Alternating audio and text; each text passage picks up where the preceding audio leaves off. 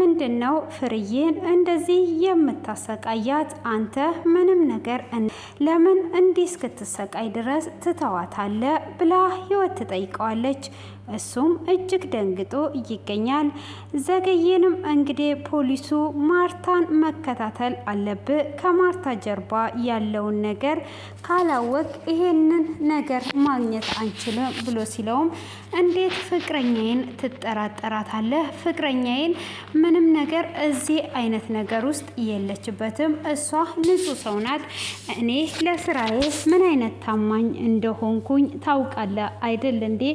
እንዴት በዚህ አይነት ነገር ትጠረጠረኛለህ? እኔ በስራዬ አልደራደርም። ቤተሰቦቼን የእናቴንም ልጅ ቢሆን አሳልፌ እንደምሰጥ ቃል እንደገባውና ከዚህም በፊት በስራዬ እንደተገበርኩም ታውቃለህ አይደል ብሎ ሲለውም አይ ለኔ የታየኝ ነገር ላንተ አይታየህም። ፍቅር ሁሉንም ነገር ያሸንፋል። ስለዚህ እኔ ደግሞ ሳልነግርህ ልከታተላት ስላልፈለኩኝና ራስ እንድትከታተላት ስለፈለኩኝ ነው በማለት ለዘገየ ይነግረዋል።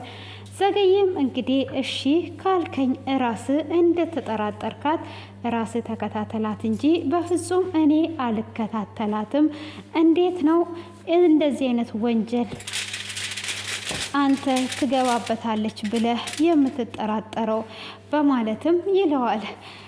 እንግዲህ መርማሪውም አይ እኔ እንደዛ ለማለት አስቤ ሳይሆን ፍቅር እውር ስለሆነና እሷ ከተተባበረችህ ሁሉንም ነገር በፍጥነት ስለምናገኝ ነው ብሎ ይላል። እንግዲህ በባለፈው ክፍል ላይ ታዴ በንዴት እንግዲህ ፍርዬ ራሄል የእሱ ልጅ እንዳልሆነች በነገረችው ሰዓት በመጠጥ ውስጥ ገብቶ ነበረ። ሆኖም ደመኛው እሱ ደመኛ እንደሆነ ሳያቅ እያጽናናውም ነበር።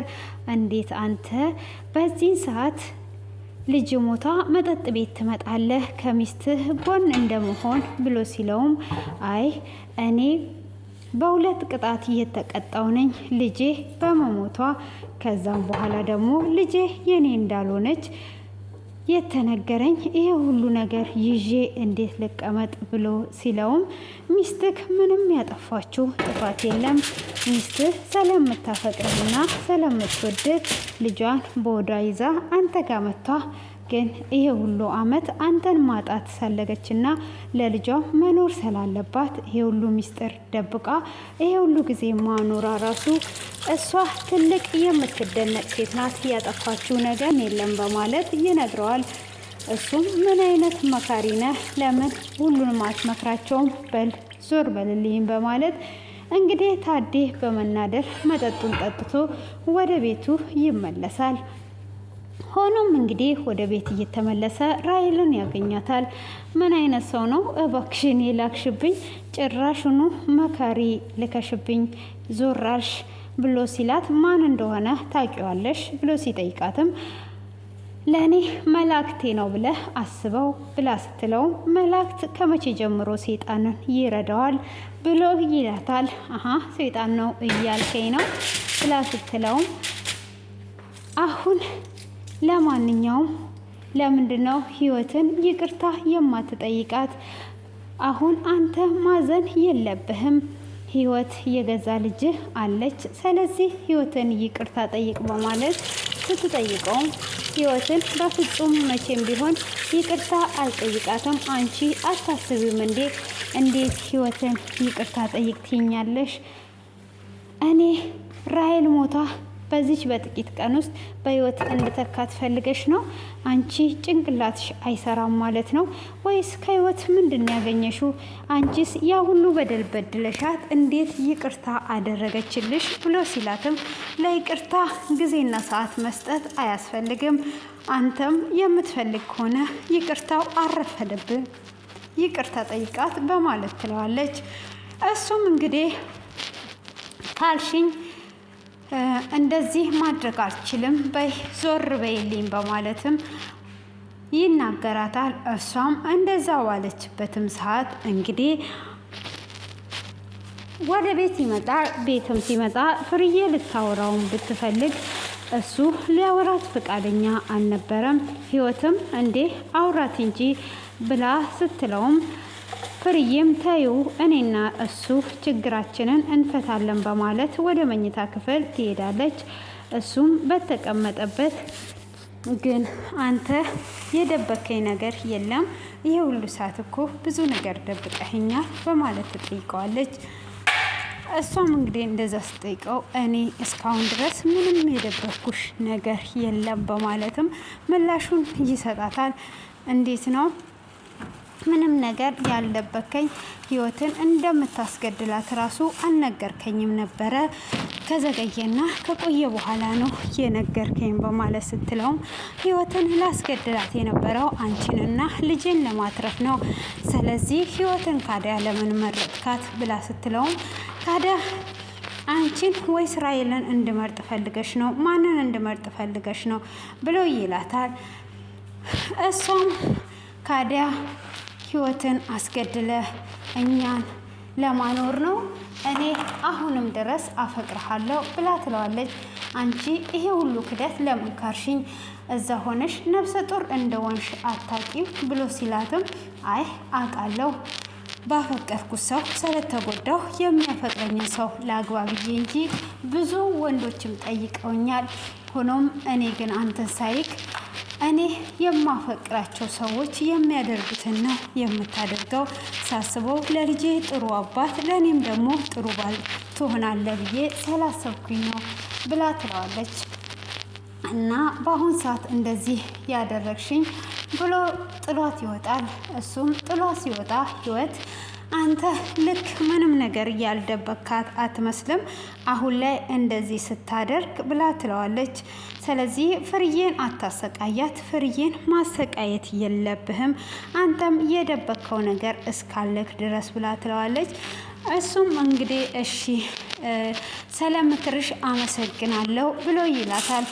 እሱም እንደዛ ብሏት ከወጣ በኋላ እንግዲህ ደበኛውም ይደውልለታል። ደበኛውም እንግዲህ ከደወለለት በኋላ የልጅቷን ፎቶ እልካለሁ ብለኸኝ አልነበረ ወይ ብሎ ይለዋል።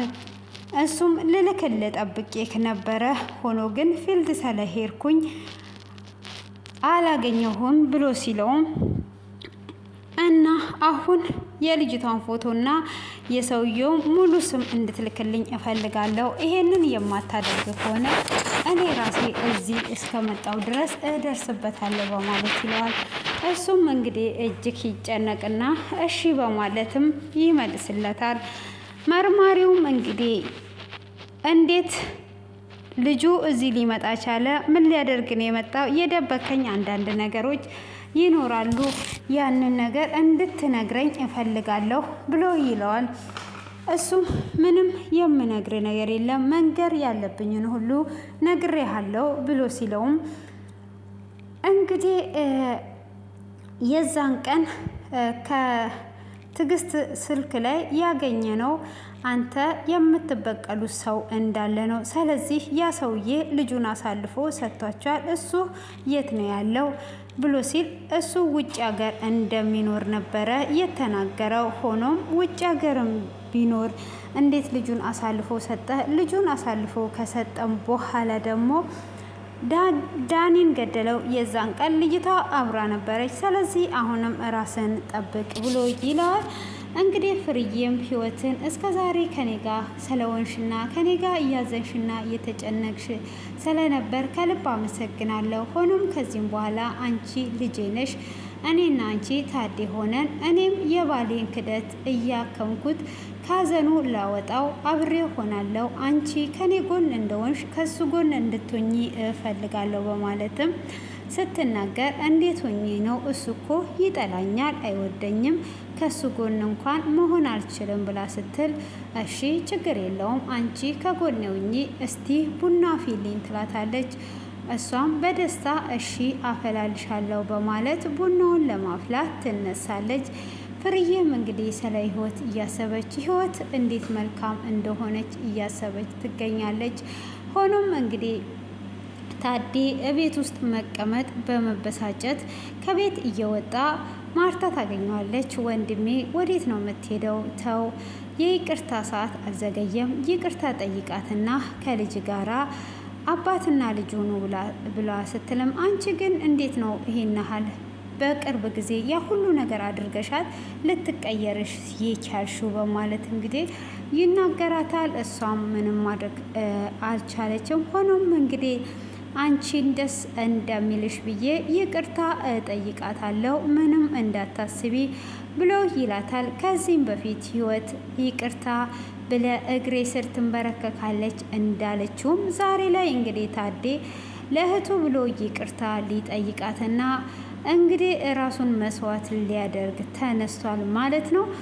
እንግዲህ በባለፈው ላይ በፍጹም ያለውን ነገር ሁሉ አሁን ራሔል ስለሌለች ህይወት የገዛ ልጁን ሊያስገድላት ያለውን ዛሬ ላይ ይቅርታ ሊጠይቃት ተስማምቶ ይገኛል።